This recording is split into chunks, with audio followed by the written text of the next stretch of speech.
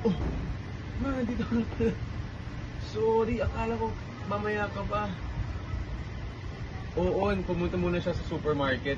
Bumibili ng ulam natin para mamaya. Ma, upo muna. Sige. Teka lang ha, tawagan ko lang siya. Oh, love. Saan ka na? Ano si mami? Oo. Sige ha. Sige, bilisan mo. Okay. Bye. Ma, kain na. Masarap daw yun. Oh, masarap? You liked it? Galing mo lang. Galing mo pala eh. Sige, try ko muna.